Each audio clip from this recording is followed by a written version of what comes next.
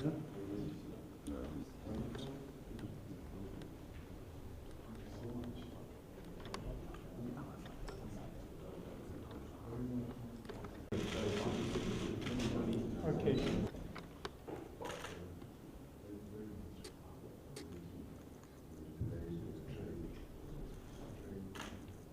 I want to extend greetings to you, President Putin, President of the Russian Federation, and indeed also extend my greetings once again to my fellow heads of states, as well as the other colleagues or heads of government and envoys of the presidents who cannot be here. Let me say that we would like to thank you for agreeing to meet us. We are a 7 African nations peace initiative, and we are essentially on a peace mission to try and promote peace between Russia and Ukraine in this conflict. We have some 7 points or 10 points that we would like to raise. Our proposal really revolves around 10 elements. The first, of course, is that we want to listen. We're here to listen, as we did listen yesterday to President Zelensky.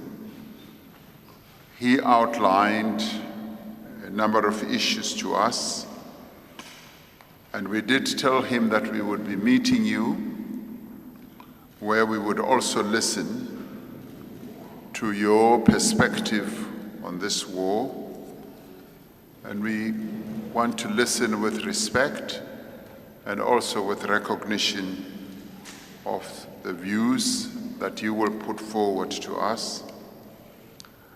But we also recognize the many other proposals that have been put forward by a number of key players in the world who have put forward peace proposals. And our proposals are not in competition with the other proposals that have been put forward. The second point that we would like to raise, key element of our broad proposals, is that we do firmly believe that this war must be settled, and it must be settled through negotiations and through diplomatic means. The war cannot go on forever. All wars have to be settled and come to an end at some stage. And we are here to communicate a very clear message that we would like this war to be ended. We say so because this war is having a negative impact on the African continent, and indeed on many other countries around the world. As a continent, we are being negatively affected in terms of our economies. The prices of commodities have gone up, particularly grain and fertilizer, and the prices of fuel have also gone up. And this is a consequence of the war that is ongoing. And it is for this reason that we are also here, that it is in our collective interest that the war should come to an end. The third point we would like to put forward is that we would like to see a de-escalation of the conflict. The escalation of the conflict on both sides does not enhance the peace process. So we would like to see the conflict being de-escalated as we find a way to peace. The fourth point, which has also been covered in a number of other proposals, is that we recognize the sovereignty of countries in terms of the UN Charter. And yes, in terms of that charter, we believe that all of us should work in terms of internationally recognized principles, and it is for that reason that we would like to submit that we recognize the sovereignty of countries in terms of that charter. The fifth point we would like to raise is that there needs to be a guarantee of security for all countries. This matter has been raised on all sides, that all sides want some guarantees, and we agree with that. The sixth point we'd like to raise is what is affecting our countries, and we would like to call for the opening up of the movement of grains across the Black Sea, so that whatever blockages there are should be opened up, and the grains and commodities must be opened to the markets. The seventh point we'd like to put forward is that we should ensure that there is humanitarian support for those who are in need and for those who are suffering as a result of this conflict. The eighth point has also been raised by President Macky Sall with regard to the release of prisoners of war on both sides. The other issue that is related to this is the children who have been caught up in this conflict should also be returned to where they have come from, their homes. The ninth point for us is that as every war leads to destruction, there should be post-war reconstruction, and we should support the reconstruction that needs to take place beyond this war. The 10th point President Putin is that we would like to see further engagements with regard to the processes that will lead to the end of this war. We articulated this point specifically with President Zelensky, and he agreed that yes, as the African continent and as African countries that are here, we can play a role. So we would like to urge that beyond this engagement today, there should be further engagements, because ending wars does tend to take a number of meetings and engagements. And as the African continent represented as 7 countries who are here, we do believe that there's a contribution we can make.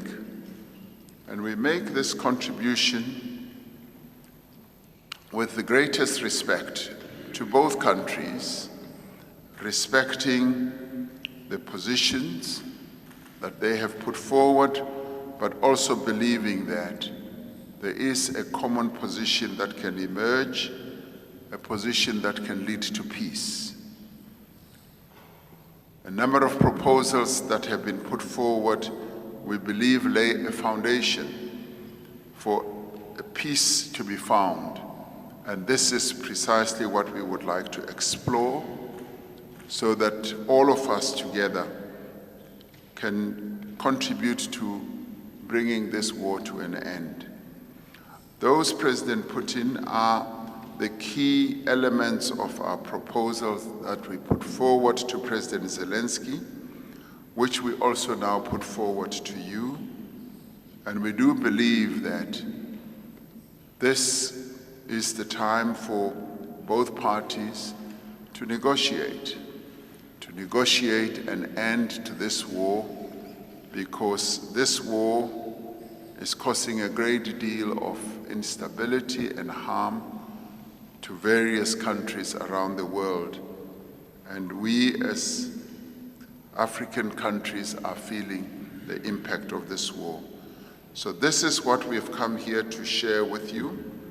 And I'd like to end by saying this is a historic mission. The African continent, represented here through the 7 countries, has never really been involved in a mission of this sort. So we would like to say that we've taken this step, believing that, yes, we can contribute, and would like to thank you for giving us the time to listen to what we've got to say, but more importantly, we want to listen to you as well. So thank you very much for welcoming us. Convey to you, Your Excellency, and to the Russian people, peace between your two. We have been consistently promoting further strengthening of traditionally friendly relations with African countries, and the main regional grouping, the African Union, based on the principles of equality, mutual respect, and non-interference into domestic affairs. This year, our cooperation with African partners on the widest range of issues has been developing rather actively. We are preparing for a landmark event, the second Russia-Africa Summit, to be held soon here in St. Petersburg. I'm confident that this event will set out new, prosperous vectors of cooperation in political, trade and economic, scientific and technical, humanitarian and other fields. I would like to stress in particular that Russia has deep respect for the principled position of African states in favor of preventing global and regional stability and security, as well as peaceful conflict settlement and creating a just model of international relations. We support your desire to conduct independent, sovereign and peaceful policy. We welcome the balanced attitude of our African friends with regard to the Ukraine crisis. Distinguished friends, we value your interest to settle the conflict. We immediately accepted your proposal to hold negotiations on the Ukraine issue. I know that you have specific ideas and proposals in this context. Together with President of the Republic of South Africa, we discussed it on multiple occasions, and I'm grateful to him for raising these issues. I would like to stress once again we are open for constructive dialogue with all those who wish peace based on the principles of respect for each other's interests, as well as justice.